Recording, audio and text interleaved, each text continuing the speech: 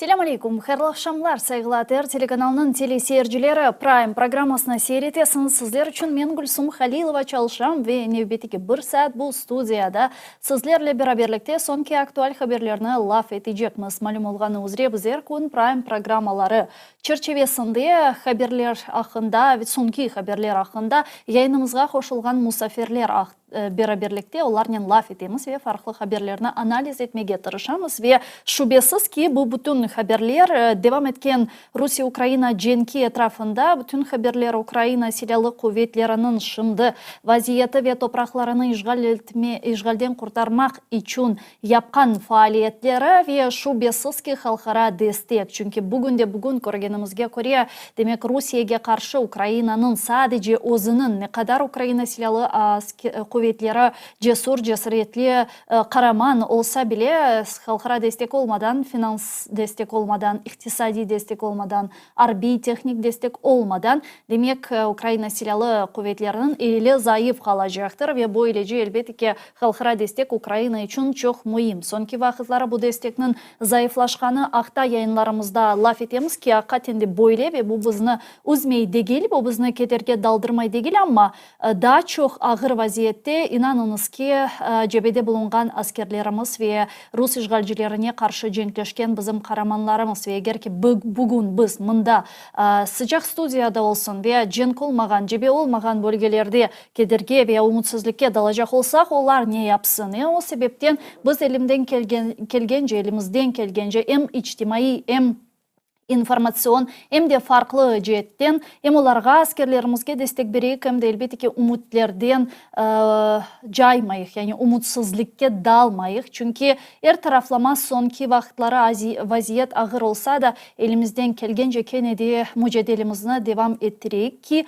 hakikaten de Kırım'da misal olarak sonki vakitlara vaziyetinin ne kadar şiddetleşkeni, hususan bu baskılarının ve represiyalarının ne kadar şiddetleşkenini göremiz. Malum olğanı üzere andaki Ruslarının farklı ihanetçileri olsun, farklı çakıcıları olsun, bizim vatandaşlarımızga binayen şikayetler yazmağa, onlarga karşı arizalar, onlarga karşı işte şikayet müracaatları işgalci polis bölüklerine vermeye devam eteler. Aynı zamanda siyasi mabuslarımızın vaziyeti de fenalaşkanını, bazılarının vaziyeti fenalaşkanını göremiz. Bunlar sırasında Tofik Abdulgaziyev siyasi mabusumuz sonki vakitları sağlık vaziyeti hakikaten çok fena olğanına dair haberler algan edik. Kırım Birdemligi Teşkilatı ve koordinasyon merkezlerde sağ olsunlar elbette ki onlar bizlerge elinden kelgence Kırım'da olup geçken iç hadiseler hakkında haber bereyler ama aynı zamanda Ukrayna silahlı kuvvetlerinin de bu bölgege, bu teritoriyaga yani bu yarımadaga yapkan saldırılarını da közden kaçırmak doğru olmaz. Çünkü bu saldırılar Kırım'ın işgalden kurtarılığını yakınlaştıra. Men daima bütün yayınlarıma elimden kelgence Kırım Tatar tilinde başlayayım ama ne yazık ki hepsi yayınlarımızı Kırım Tatar tilinde yapmak imkanımız yoktur. Çünkü yayınımızga farklı analitikler, farklı ekspertler koşularlar ve biz Ukrayna tilinde yayınlarımızı yapamız. İş bu yayını da Ukrayna tilinde yapmağa arkadaşlar planlaştırdık. O sebepten men devlet tiline geçeyim. Вітаю в ефірі телеканалу АТР. Ви дивитесь інформаційно-аналітичну програму Prime. Для вас працюю я, Гульсум Халілова, і я хочу привітати гостя, який зараз доєднався до нашого ефіру в режимі онлайн. Це пан Олег Саакян, політолог, керівник платформи «Єдиний координаційний центр». Пан Олеже, вітаю вас. Селям алейкум. Салям алейкум, радий бачити, вітаю також. Взаємно, дійсно, ми не бачились з вами дуже давно і дуже багато новин, які я б хотіла з вами обговорити, але я так думаю, що треба почати з актуальних, бо буквально там пару хвилин тому російський слідчий комітет, нарешті, вони вже офіційно звинуватили Україну в теракті у Москві. Там заявили про наявність доказів зв'язку терористів з Крокуса з українськими націоналістами. Стверджується, що у виконавців теракту знайшли дані про надходження значних сум грошей та криптовалюти з України. Знаєте, я прям думала, коли вже нарешті буде криптовалюта. Ось коли. Бо спочатку були рублі, по 500 000 рублів на карту, якийсь там аванс 250 тисяч. Потім, мені здається, вони зрозуміли, що вони ж прямують до України, а там ж рублів немає, там гривні. Ну, треба якось криптовалюту тоді доєднати сюди. Чи як? Ви очікували ось таке рішення слідчого комітету? Ну да, отримали російські рублі, щоб поїхати в Україну Так. і витрачати тут рублі. Люди, які не знають Україну. Ну, окей, залишимо все це. Зрозуміло, що Україну притягують за вуха, і це було навіть занадто очікувано, через що я, чесно кажучи, сподівався, що вони таки цього не будуть робити, тому що це занадто карикатурно і це шкодить самим інтересам навіть Росії. Тому, дай Боже, нехай вони якомога більше звинувачують Україну. Це нікого в світі не переконає і виглядає край карикатурно, і зараз заважає самій ж Росії просувати їх інтерес. Тому що вся ця ситуація все більше нагадує розсинхронізацію між декількома відомствами Російської Федерації. Судячи з цілої низки нестиковок, які є навколо цього теракту, починаючи від того, хто його організував, того, як він відбувався, того, що інформували, що саме навіть може бути це концерт, того, як підготували безпеку, того, які фотографії ми бачимо всередині, характер самого теракту, те, що це ІГІЛ-К, тобто Середня Азія, звідки контрактувалися саме громадян Таджикистану і, по-моєму, навіть громадян Казахстану там є ще серед ширшого кола осіб, яких затримали. Розуміємо, що ІГІЛ – це децентралізована система була, і бойовики входили з різних держав, і це різні групи, така собі конфедерація під єдиним брендом ІГІЛ. А направду ІГІЛ, він же ж був дуже децентралізованим. Ті дослідження, які є по списках бойовиків, вони показують, що на 17-й рік, по-моєму, якраз пік ІГІЛа – це 20 тисяч ідентифікованих бойовиків по прізвищах, із них більше ніж 3,5, майже 4 тисячі бойовиків з Російської Федерації. Абсолютне лідерство по кількості бойовиків за Росією. Уявити собі, що це тільки ідентифікованих. З них ще сотні повернулися в Росію, спокійно собі, до них проблем російських правоохоронців не було. Серед тих, чиї прізвища імена відомі. І уявити собі, що все це відбувалося без російських спецслужб, ну, ми не наївні, щоб такі речі припускати. Ба більше, якщо це угруповання іділівське, яке діє в Середній Азії, це країни класичної присутності російських спецслужб. Що російські спецслужби не інфільтровували туди своїх людей, що вони не контролювали ці процеси рекрутингу з Росії і з країн, де вони присутні щільно, зрозуміло, що так. Тому дуже вирогідно є версія того, що, власне, цей теракт, він робився однією з російських спецслужб. І, направду, просто під прикриттям, під прапором діяльності іділу, який переживає зараз не найкращі свої роки, що називається, і при цьому, як в каскаді ніби терактів по всій Європі, якось це дуже дивно співпадає після виборів у Росії з тим, що Росії необхідно зараз зривати процеси консолідації на Заході по підтримці України і запустити тезу про Росію жертву. І це те, що перше вони почали комунікувати. Одразу російські прапори вивішувати на топових будівлях, підсвічувати в світі, висловлювати жаль. Західні медіа зрозуміли, що брали інформацію з російських джерел, не перевіряючи її, тому що ситуація екстраординарна. Таким чином вони перебили ту ситуацію, яка створена була війною, підмінили жертву і унормували, скажімо, Росію як образ в західному суспільстві. Дуже грамотно працювали. Друга теза тут, звісно, це боротьба з тероризмом, і, відповідно, Росія нібито тепер вже по цивілізовану частину світу, бо ті ж вони якісь не такі, вони чужі, вони щось там незрозумілими мовами спілкуються, а от росіяни, вони ж зрозумілі. І, відповідно, вони можуть бути негідниками, але вони ж по цей бік цивілізації, скаже частина російських ломів, і сказали це на західних медіа. Але тут вони дуже серйозно собі зіпсували ситуацію. Перше, щодо Заходу, вибачте, будь ласка, щодо Заходу, а як тоді це все корелюється з заявами та попередженнями американців? Чи, можливо, вони таким чином просто дали меседж, сигнал про те, що ми бачимо та знаємо, що ви плануєте? Я думаю, що ця історія планувалася, власне, дійсно угрупованням, яке пов'язано з ІДІЛ, просто за ним стояли російські спецслужби, які або супроводжували цей процес і дали йому відбутися, або, власне, і запустили його під чужим прапором. Класика жанру, читаємо підручники по активних заходах, вже, слава Богу, розсекречених багато з середини ХХ століття, і знаходимо таке поняття, як операція під чужим прапором. Найкласичніший активний захід, відповідно, під прапором терористичних організацій, це взагалі одна з найрозповсюдженіших і найпримітивніших форм. Відповідно, ми з вами розібрали, як хто за ким стоїть, і навіть поверхнево зрозуміло, що російські спецслужби, звісно, деградували, але не настільки, щоб в умовах, коли їх попереджають конкретно, що можуть бути теракти саме на концертних майданчиках, і при цьому на концертному майданчику топовому, найпафоснішому російському немає озброєної охорони.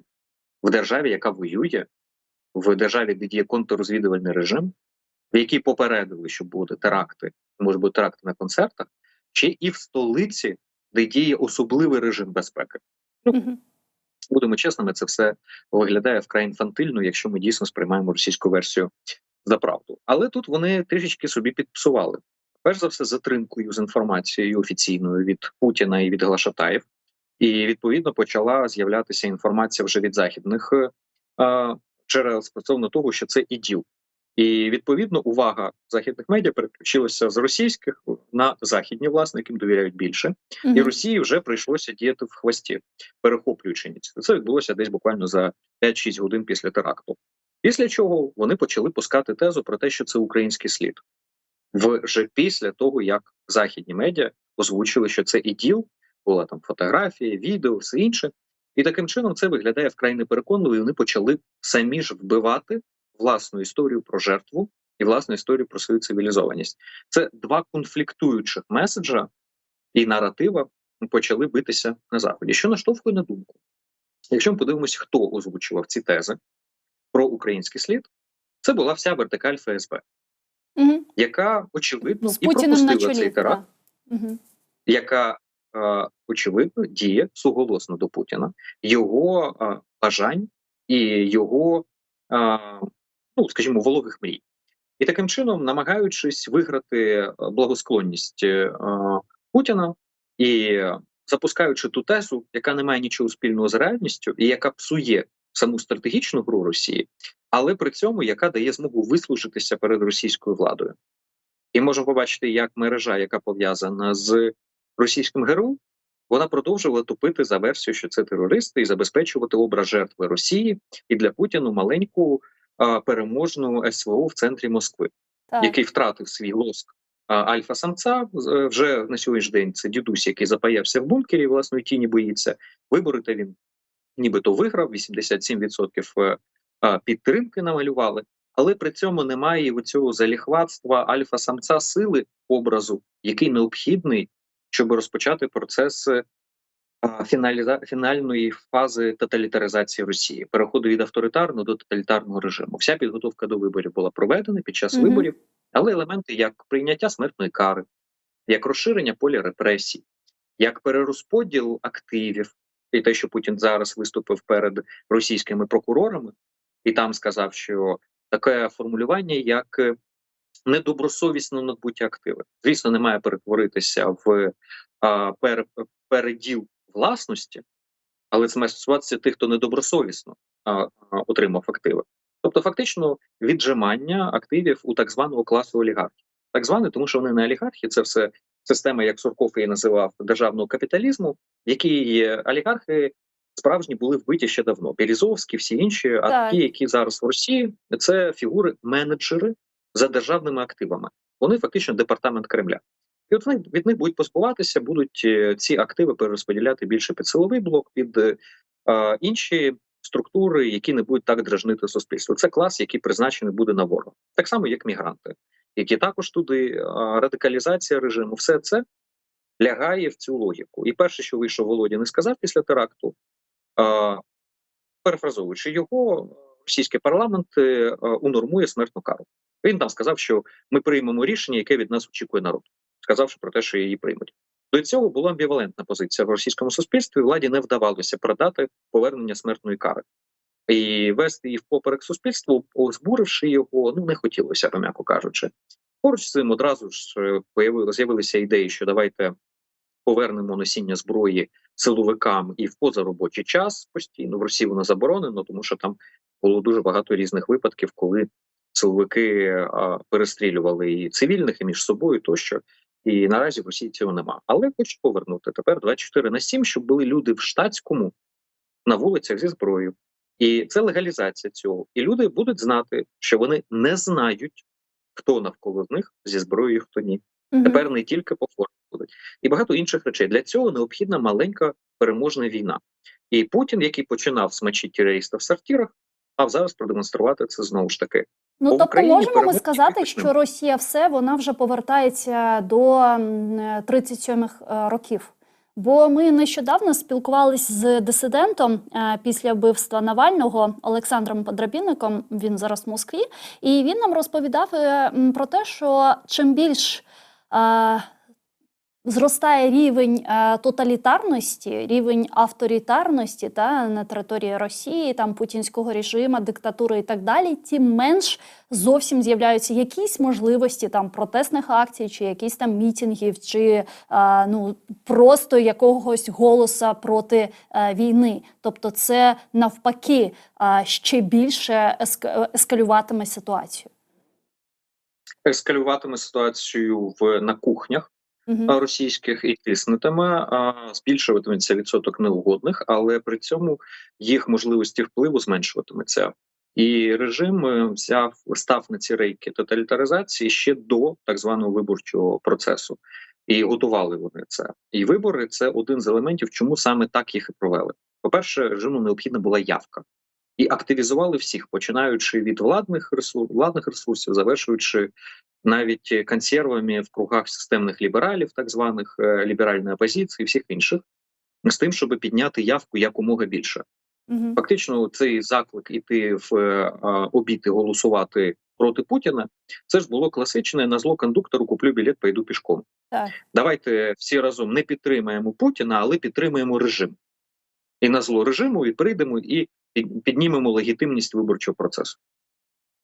Починаючи від цього, завершуючи вбивством Навального, щоб не було альтернативи, демонстрація, що Путін безальтернативний принципово, і опозицією тим, що відмовилися від класичної схеми, яка була в авторитарній Росії і була дієвою і логічною, і вона є абсолютно неприйнятною вже в тоталітарній Росії. Це кандидат номер 2. Завжди був хтось, хто має взяти на себе протестного виборця, ліберального, умовно Собчак або хтось інший. Кишенькова опозиція.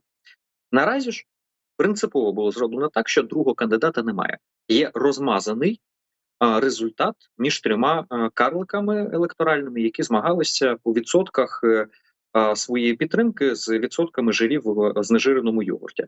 Вони всі мали набрати менше 5% для того, щоб Путін виглядав тотально безальтернативно. От взагалі нікого. Надєждін казус з ним, з компасом зімним, він же чітко продемонстрував, що проблеми для режиму не в опозиції. Проблема в тому, що росіяни, які є кон'юнктурними, які пропутінські, вони почали задумуватись над альтернативою Путіну. Кимось помолодше, кимось менш агресивним, але при цьому вольовим, при цьому імперцем, при цьому, щоб він був як Путін, той, який був 20 чи 15 років тому. І Надєждін вдарив цю аудиторію, за нього почали виходити на вулиці і швиденько весь цей проект згорнули, помірявши температуру. Чому, як ми зрозуміли, термометром цим міряли температуру явно не під пахвою. І в результаті режим, зрозумівши, йому потрібно рухатися ще швидшими темпами до тоталітаризації, закручування гаєк. І теракт лягає в цю логіку. Тому і назовні ми зараз бачимо дуже цікаве змагання, коли є один наратив, це про Росію як про жертву, і про Росію, яка є частиною цивілізованого світу перед обличчям тероризму, і поруч інший наратив, в якому Україна нібито терорист, яка стоїть за цим терактом, яка вбиває росіян тощо. І от вони між собою взагалі не клеяться. Вони абсолютно з інших двох різних творів сюжетні лінії, які заперечують одна іншу.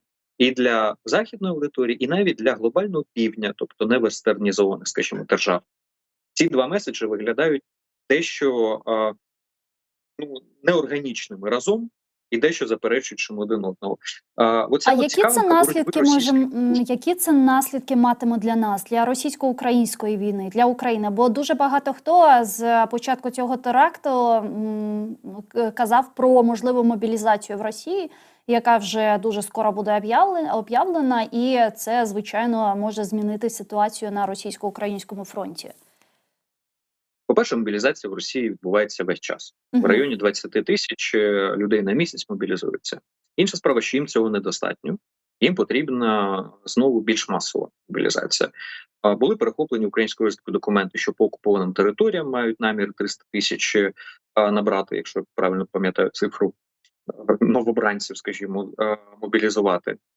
Але ця цифра виглядає вкрай дивною, м'яко кажучи, нереалістичною до окупованих територій, бо там не залишилося просто такого мобрезерву, який би можна було б навіть насильним чином стільки законтрактувати, плюс-мінус забезпечивши цей потенціал, що наштовхує на обґрунтовану думку, що все ж таки цей документ, він не лише є фіговим листочком для прикриття цієї так званої часткової мобілізації. Вона буде відбуватися не тільки на окупованих територіях, це для росіян продають, що вона отам буде на окупованих, десь на нових територіях. Направду, вона буде стосуватися всієї Росії. І зрозуміло, що як тільки зараз процес первинне закручування гаек пройде, це буквально питання тижнів, то паралельно з ним почне набирати оберти процес посиленої мобілізації.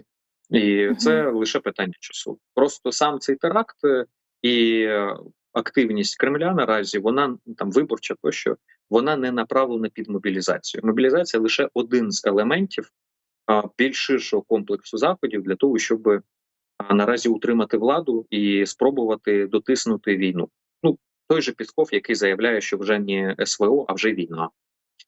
Теж рішення зараз цього їх собору православ'я, чи як він там називається, про оголошення цієї російсько-української війни священною війною для російського православ'я. Ми ж бачимо, як цілий комплекс заходів. Можна подивитися мої ефіри двотижневої давності, умовно, де я чорним по білому казав, що буде клерикалізація, використання церкви, і воно буде транзитним з переходом на те, що в Росії православ'я не заходить як ключова релігія.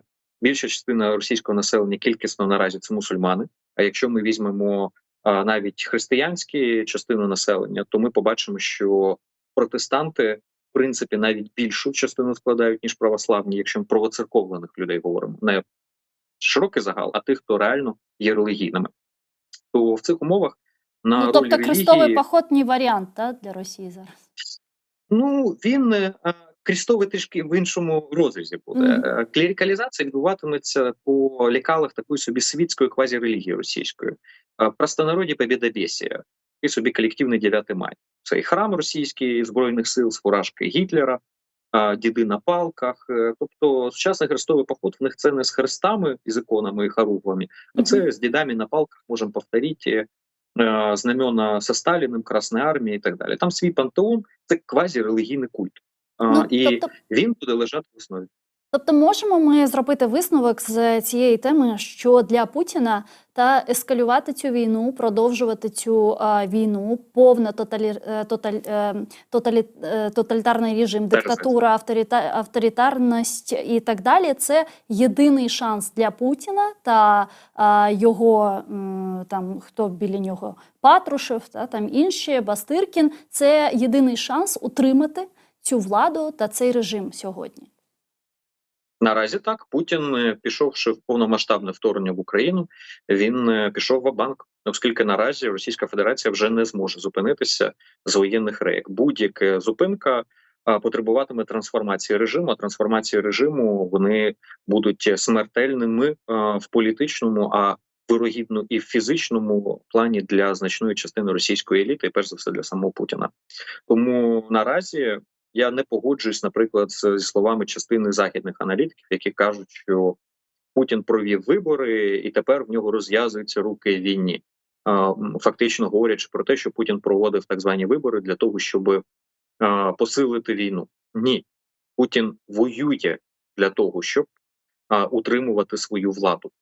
І це не перша війна Росії, яка цементує режим і дає змогу йому переключати увагу і витісняти внутрішнє напруження за власне свій політичний периметр. і таким чином за рахунок пробудження російської агресивності, експансіоністської частини російської культури забезпечувати для себе володарювання на цих територіях. Не Путін вигадав росіян, а росіяни були вагітні Путіним, і вони співмірно один одного творили. Путін пробуджував найгірше в росіянах, а росіяни бачили в ньому свої вологі мрії.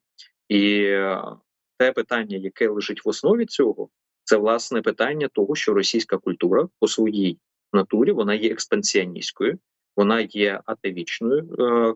А скоріше політична культура сьогоднішня є релевантною для 19 століття, можливо, максимум початок 20 століття, але вона не в 21 столітті живе.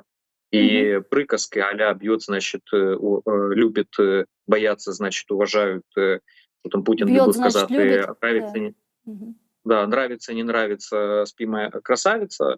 От все це ж не про Толстоєвських і Большой театр, який там бороздять космічні кораблі. Це ж все про побутову російську культуру, це про те, що є реальною скрепою всередині, це те, що є реальним життям і мотиваціями оцих недолюдів, які приходять на українські території, і потім їм байдуже, що бомбити музеї, церкви, мечеті знищувати, священні писання ними підтиратися, вбивати дітей, старих. Абсолютно байдуже, тому що вони живуть в іншій моделі, де сила породжує вседозволеність, а вседозволеність породжує повагу, як самоповагу, так і повагу до них. І Путін лише це продукує в зовнішню політику і ставить на чолі російського експансіонізму як частини їх політичної ідеології. Це все породження від російської культури, руського міра, який є не зациклений і не створений, власне, Путіним, або створений задовго до нього. Так, звичайно. Ви знаєте, в ісламі є така теж фраза «народ заслуговує на того лідера, який він є сам». І це дійсно про Росію. Але зараз, на жаль, ми ще бачимо, що деякі західні держави, західні лідери ще досі думають, що Путіна можна куди більш розізлити. Ну, ось, наприклад, сьогодні Олаф Шольц зробив дуже багато заяв, і я хочу одну зачитати з них. Канцлер Німеччини наполягає на його рішення не поставляти Україні крилаті ракети «Таурус» пов'язане з прагненням запобігти прямому зіткненню Росії з НАТО. Шольц сказав, що як глава уряду він повинен нести відповідальність у питаннях війни і міру, і, зокрема, коли йдеться про безпеку в Європі. Як вважаєте, ось ці побоювання щодо прямої конфронтації Росії, НАТО і так далі з постачанням в Україну крилатих ракет «Таурус», вони виправдані чи ні? Вони виправдані, але не в частині ракет «Таурус». Слава Богу, що пан Шольц нарешті чорним по білому чесно сказав свою мотивацію. Бо до цього технічні параметри, неможливості забезпечення, дистанція, неможливість них забезпечити достатню кількість, яких тільки версій не було з приводу того, чому не надавати. Зараз чорним по білому. Боїмося. Це принаймні чесно. І ми розуміємо, що пан Шольц, судячи з усього, в класичній дилемі, яку озвучив колись пан Черчилль, ви обираєте або війну, або ганьбу і потім війну, пан Шольц вирішив обрати ганьбу і потім війну. Це жодним чином не убезпечить Захід від прямого воєнного зіткнення з Росією, ба навпаки, це лише посилює шанси на таке зіткнення. Чи воно відбудеться в серйозній мірі, а там не якимись провокативними кроками, це залежить від того, наскільки Україна буде сильною. Якщо Україна буде здатна перемагати Росію, то для цього зіткнення в Росії не вистачить сил. Якщо Україна не буде мати достатньо сил для того, щоб громити Росію, то тоді шанси цього зіткнення збільшуються. Відповідно, якщо ми говоримо про Тауруси, то пропорція ця формула, вона абсолютно зворотня. Є у України Тауруси, шанси на пряме зіткнення менші. Немає України Таурусів, ці шанси збільшуються. Але, будемо чесними, не одними Таурусами і не тільки воєнною допомогою, це куди ширший спектр питань, які лежать в цій формулі. І тому Тауруси також не вундервафи, не суперзброя, якою зараз можна взяти і змінити хід подій. Тому Ну, з такою Але логікою, чи Німеччина це можемо вже ми, вибачте, будь ласка, з такою логікою, чи можемо ми сказати про те, що Франція, наприклад, та Еммануель Макрон, навіть Сполучені Штати Америки та про F-16, а ми бачили, як Медведєв сказав, що це наша буде ціль, і нашою ціллю будуть, якщо сюди приїдуть, це французькі солдати і так далі, вони готові до прямого зіткнення з Росією?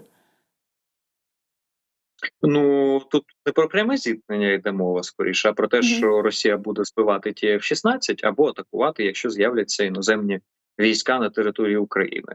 Ну, давайте будемо чесно. Ми ж з вами і не сподівалися, що росіяни побачать F-16 і скажуть, по ним стріляти не будемо, Ну, боїмося. звичайно, Ну, так. тобто, це ж Ну, це ж Медведєв, стосується любого озброєння, що тут. Ну, це ж не абсолютно, тільки про Медведєв заявив F-16. хрестоматійну річ, в якій немає нічого такого особливого. Єдине, що по Сполучених Штатах ми бачимо, що залишається логіка не ескалації і не ескалаційної риторики, як мінімум, але і по кроках ті ж атакамси ми не бачимо великої дальності, хоча вони б нам серйозно допомогли би, перш за все, на Кримському напрямку.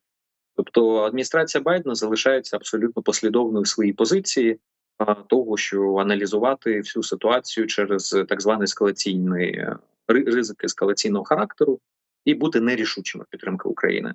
В Європі ж на противагу цьому зростає навпаки інше. В Європі знайшли дуже дефіцитний ресурс, який до цього постачався із України в Європу. І судячи всього, він постачався тільки окремим лідерам. А він називається рішучість, ще інколи його називають сміливість. Але в Європі, судячи всього, відкрили свої поклади цього вкрай дефіцитного ресурсу. І спочатку думали всі, що вони десь під Берліном, тому що пан Шольц спочатку проявив цю рішучість. А виявилося в результаті, що вони таки у Франції. І Макрон зараз, і не тільки Макрон, а низка лідерів навколо нього. Хтось вже публічно, хтось ще не публічно, серед тих, хто відмовчався, зокрема, вибудовують цю коаліцію, яка має перехопити ініціативу у випадку, якщо Сполучені Штати зацикляться на самі собі на фінішній прямій виборчої кампанії або по результатах американських виборів, оскільки це створює дефіцит безпеки в Європі. Європейський Союз розуміє, що російсько-український театр бойових дій він не є сталим, він може розширюватися. І відповідно будь-який дефіцит такої безпеки він створює загрози для європейських держав прямо тут і зараз. І Макрон взяв лідерство як країна, яка має ядерну зброю, єдина в Європейському Союзі, єдина країна Європейського Союзу, яка є постійним членом Радбезу ООН, на відміну від Німеччини. Не говорячи вже про внутрішні політичні інші обставини, це лекцію цілу можна дати, але підкреслю тут лише одне: це не про риторику, і це не про пафос, і не про популізм. Це абсолютно вивірена, системна позиція Франції, за якою стоїть коаліція вже держав, які готові брати на себе більшу рішучість, при тому, що скляна стеля Сполучених Штатів зніметься, і відповідно вони проявлять більшу рішучість, можуть розгорнутися. Наприклад, ті самі 74 самохідні артилерійські установки «Цезар» і зростання постачання снарядів в Україні в десяток разів від Франції. Це вже є демонстрацією цього. Так само, як і договір по Молдові, Африка, Вірменія. Наразі цілий комплекс країн, де Франція починає демонструвати своє потенційне політичне лідерство. А чи можемо ми сказати, що таким чином Сполучені Штати Америки просто провокують Європейський Союз, країн Європейського Союзу вже проснутись, подивитись на ситуацію і взяти ініціативу в свої руки, але все ж таки багато експертів каже про те, що Європа не зможе одна стати альтернативою підтримці в військовому, фінансовому та технічному плані Сполученим Штатам.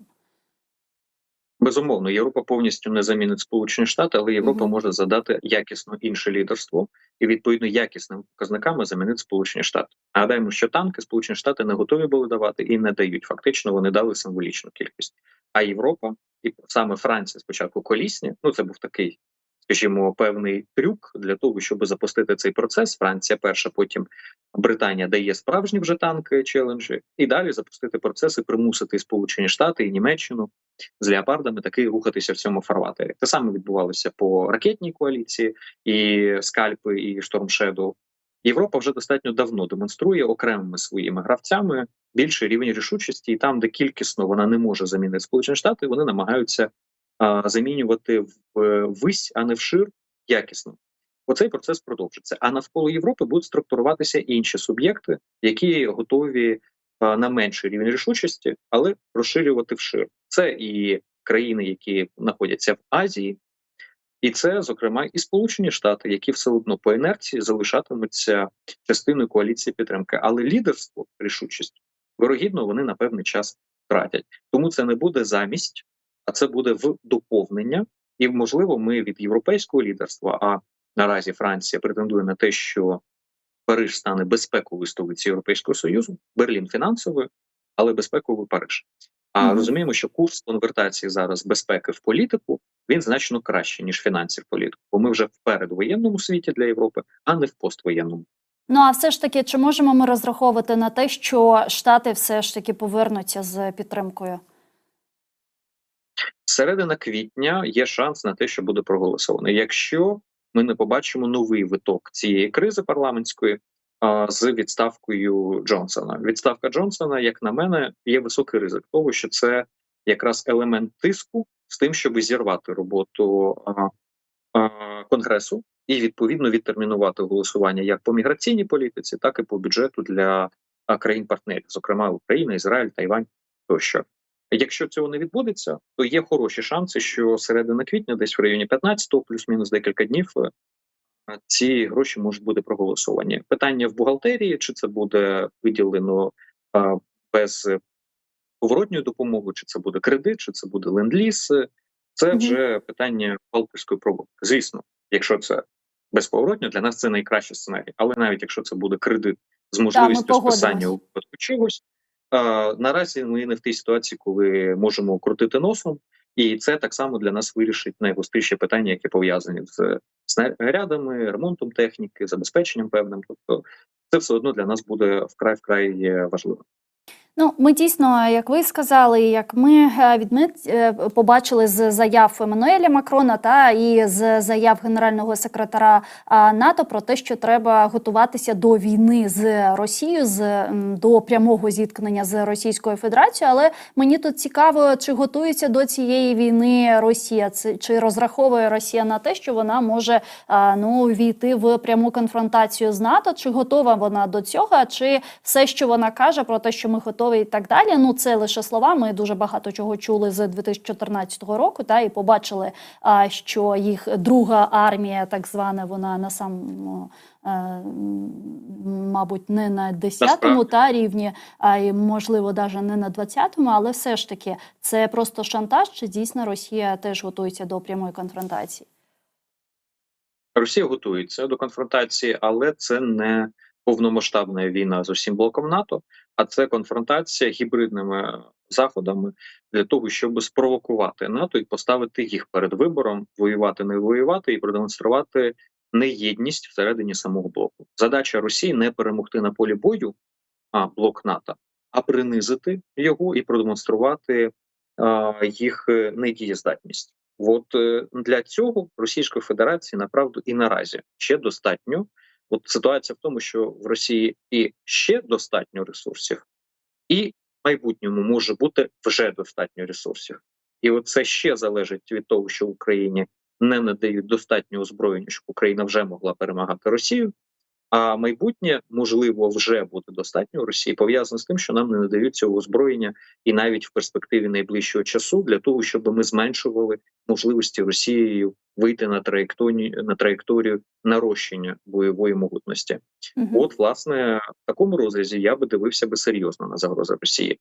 Найближче, що би я сказав, це травень-червень місяць.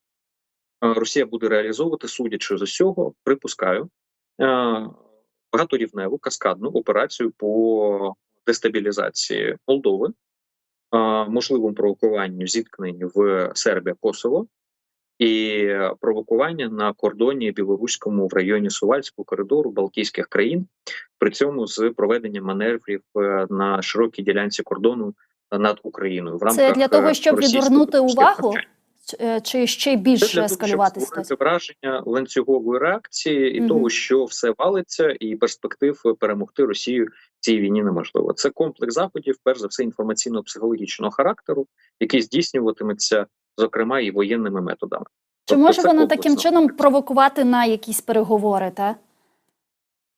Провокувати на переговори як передишку для того, щоб знизити пильність і підготовлення заходу, спровокувати дестабілізацію всередині України, таким чином створивши враження, що ми оточені з усіх боків. А ще ж паралельно з цим якісь чергові фермери в Польщі вийдуть блокувати кордони або ще щось. Це буде каскадна історія. Тим самим пограти на нервах і спробувати спровокувати внутрішню дестабілізацію. Паралельно з цим похитати єдність всередині самого НАТО і західних держав.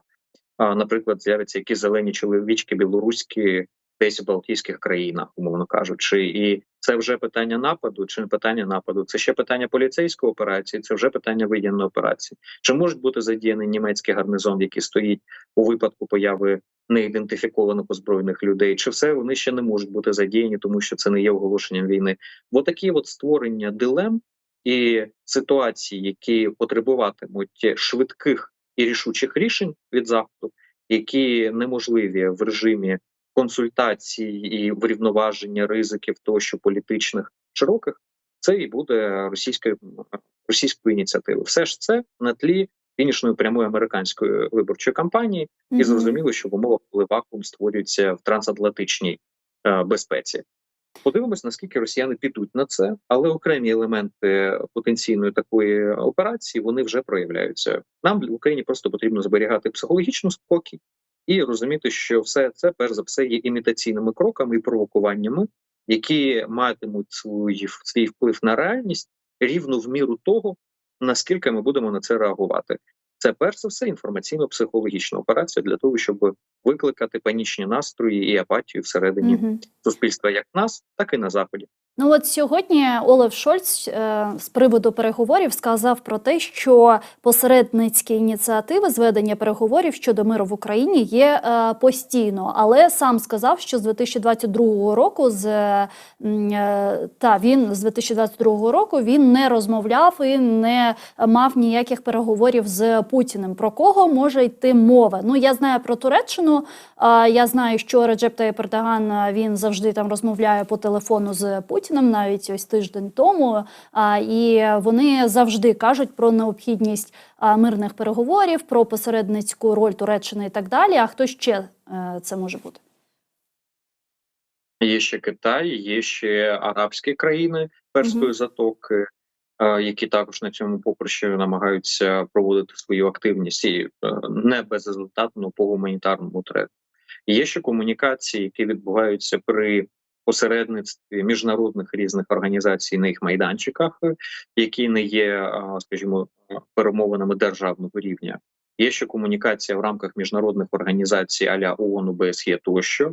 Тобто, якщо говорити про різного штибу ініціативи, перш за все гуманітарного характеру, то в будь-якій війні таких каналів і одночасних так званих треків, на яких відбуваються консультації, це не перемовини політичного характеру, але це різне прощупування позицій, човникова дипломатія, то що вони повсякчас відбуваються.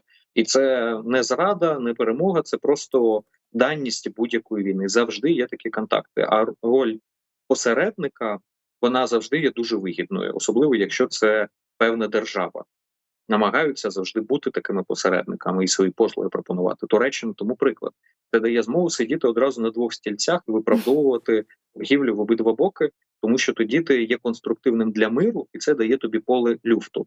Якщо немає перемовного процесу, якщо ти не є посередником, то тоді до тебе виникає питання стати на той чи на інший бік або заявити свою позицію. Так. А якщо ти посередник, то це розв'язує тобі руки для ширшої співпраці. Ну, з Туреччиною, мені здається, можливо, я помиляюсь, і ви скажете про іншу думку. З Туреччиною, мені здається, буде як в часи Другої світової війни, коли вже все, Західна коаліція, вона повністю вже переграла Гітлера, Гітлер вже програв і так далі. І там вже було нікуди, і Туреччина, вона останнім застрибнула в вагон і об'явила теж війну гітлерівської Германії. І тоді все. Мені здається, що тут, коли Україна вже буде на етапі, коли Росія вже підписує там капітуляцію і так далі, то Туреччина, вона скаже про те, що ми завжди підтримували територіальну цілісність України, ми допомагали як військово-технічно, та про Байрактари, мені здається, згадають, і підтримують Україну та Західну коаліцію, ні? Я певен в цьому, і Ердоган буде одним з перших казати, що вони з перших днів стояли поруч з Україною. Це завжди так, і саме роль посередника вона дозволяє Туреччині допоки балансувати.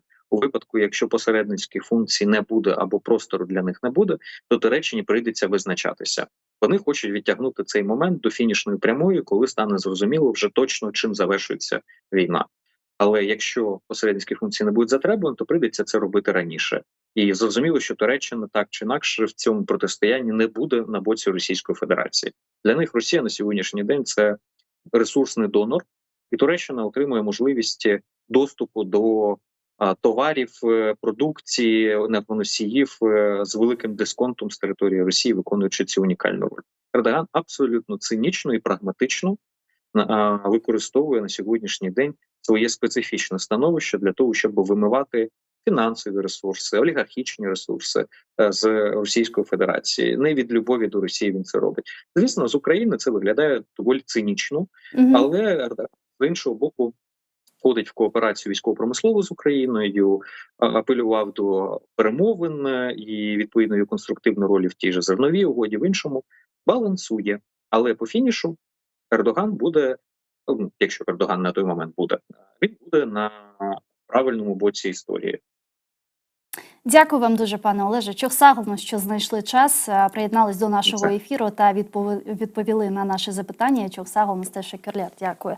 Пан Олег Саакян був з нами на прямому зв'язку. Політолог, керівник платформи «Єдиний координаційний центр». А я рада привітати нашого наступного гістя, який приєднався вже до нашого ефіру в режимі онлайн. Це Роман Погорілий, співзасновник проекту Deep State, військовий аналітик. Пане Романе, вітаю вас. Сілям алейкум. Вітаю. Та дякую, що доєднались до нашого ефіру. І з вами ми хотіли обговорити останню та оперативну ситуацію на фронті. Зараз чи могли би ви з нами поділитися на 28 березня, на сьогодні? Яка зараз оперативна ситуація на фронті? Якщо говорити по всій лінії фронту, то дуже складно, тому що московити мають багато ресурсів, багато, зокрема, і особового складу піхоти, вони постійно йдуть в штурми. Можна виділити райони, як Куп'янський район, Лиманський район, Бахмут, зокрема, Часів Яр, там, де йдуть важкі бої, Авдіївка, Мар'їнка, Роботине, район Старомайорська, Урожайного, там теж Времіївський виступ так званий, теж, хоч і не публічно, але дуже важкі бої, ворог там теж намагається просунутися. Не забуваємо також і про Кринки, лівобережжя Херсонщини, де московити намагаються вибити нас з плацдарму, який тримають наші бійці. Відповідно, дуже багато районів, де йдуть бойові дії, де ворог постійно намагається не тільки штурмувати, а й обстрілює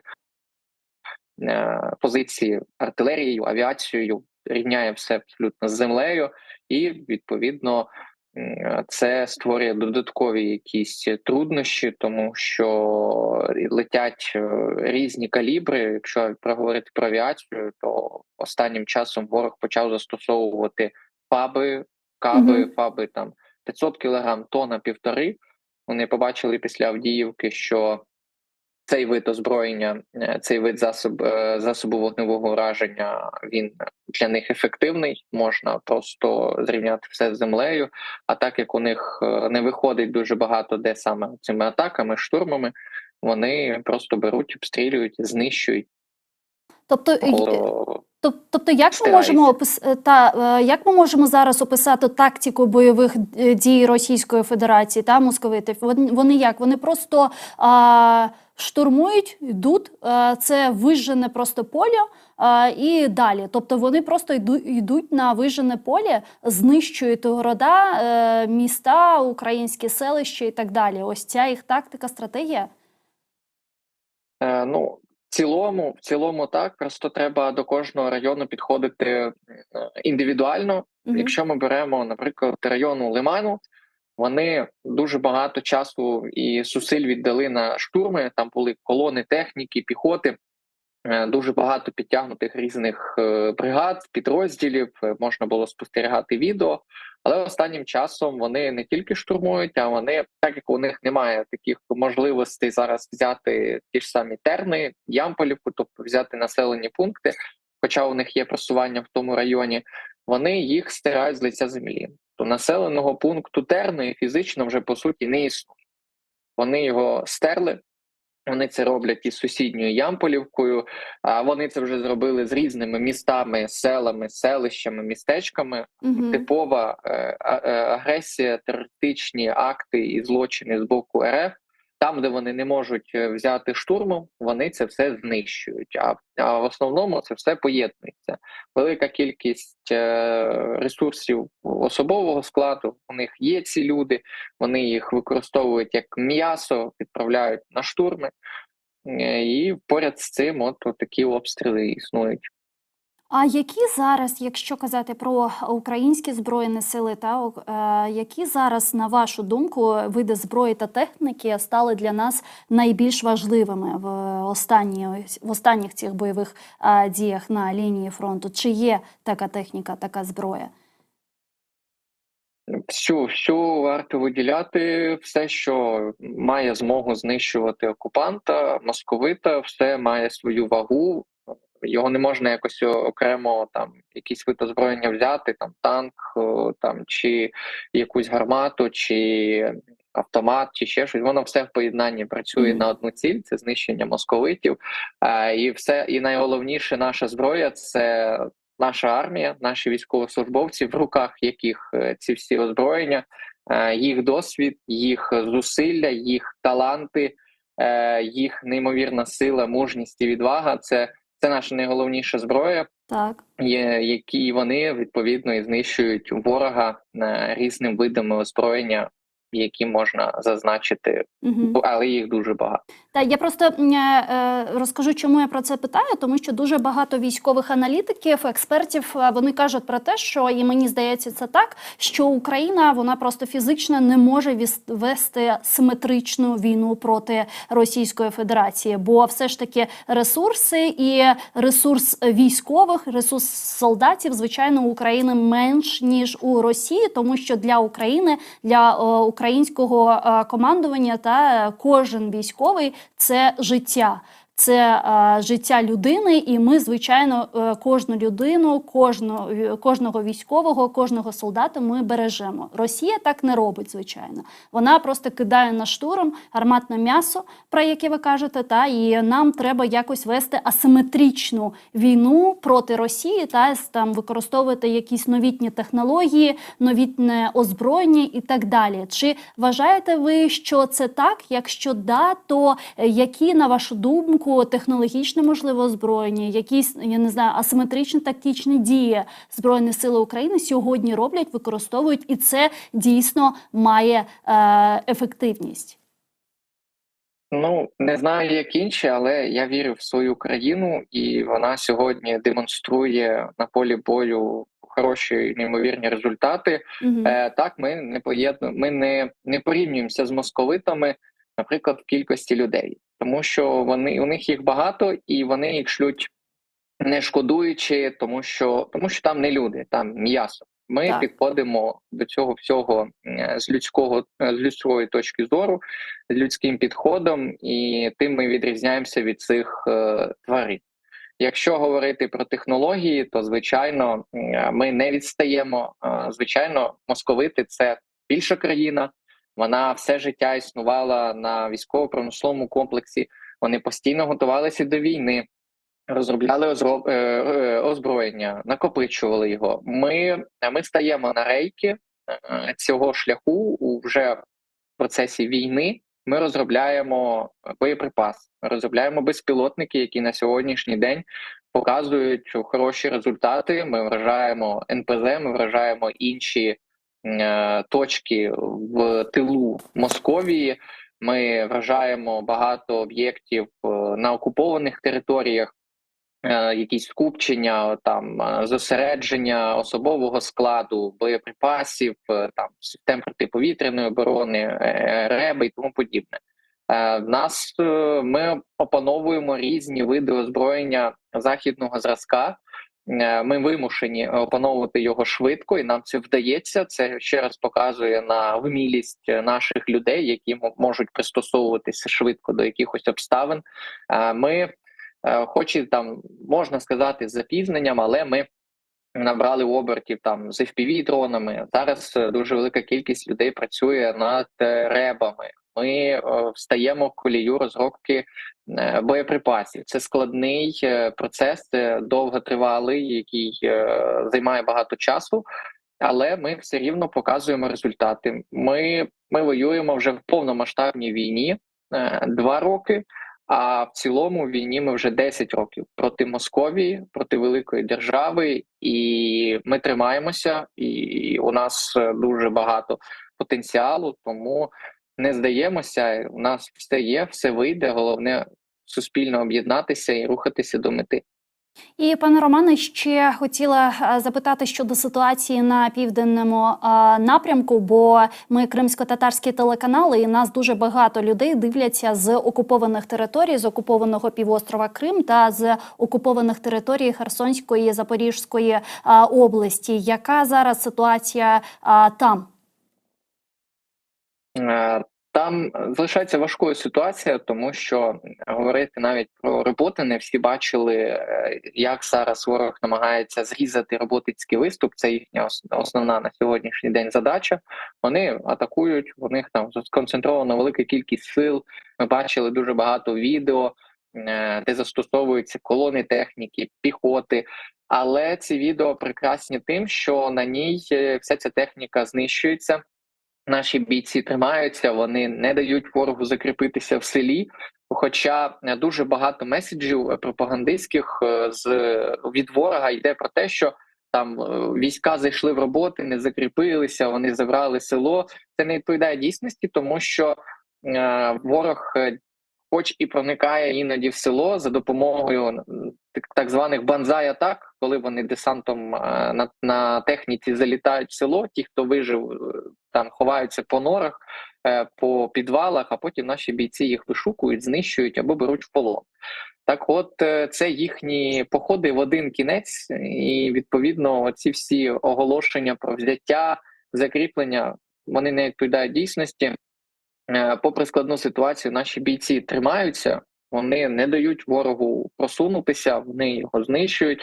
Як довго це буде тривати, невідомо, тому що задача стоїть у московитів йти до кінця, до останнього солдата, і вони вже неодноразово показали, що вони готові втрачати велику кількість особового складу, велику кількість техніки, але на сьогоднішній день бої динамічні, і сподіваємося, українські військові стримують цей натиск. Але ситуація і в цілому по півдню залишається нелегкою, бо ворог закопався, він вибудував багато рубежів оборони, вони накопичили велику кількість сил, але сподіваємося і, знову ж таки, докладаємо максимально зусиль, щоб вся територія окупована була звільнена, Херсонщина, Запорізька область і в тому числі Крим. Дякую вам дуже, пане Романе. Чохсагун, що знайшли час та доєдналися до нашого ефіру. Тешекюрлєр. Дякую. Роман Погорілий був з нами на прямому зв'язку, співзасновник проєкту Deep State, військовий аналітик. А я вимушена вже закінчувати цей ефір, бо залишається буквально 2 хвилинки.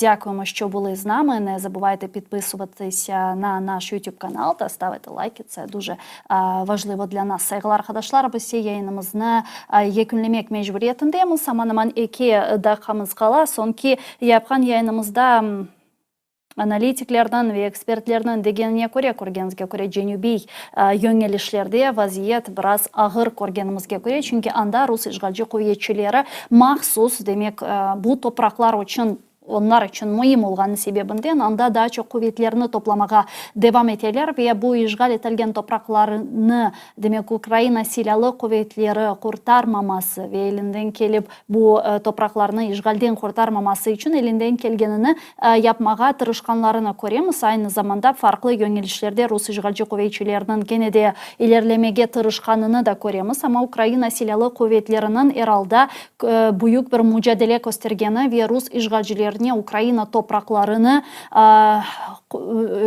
daha da fazla işgal etmege tırışkanlarını göremiz. Ama Ukrayna silahlı kuvvetleri elinden kelgence ve büyük cesaret, büyük cesurluk, büyük kahramanlıkla bunu yapmalarına hakikaten de izin vermey ve aksine kendi topraklarını yavaş yavaş işgalden kurtara ve bu pek mühimdir saygılı arkadaşlar. Men ise ne yazık ki bu günlük için sizden saklıklaşmak mecburiyetindeyim. Şimdi yayınımızın Zaman informasyon programması devam edecek. Yarın bu saatlerde görüşmek üzere.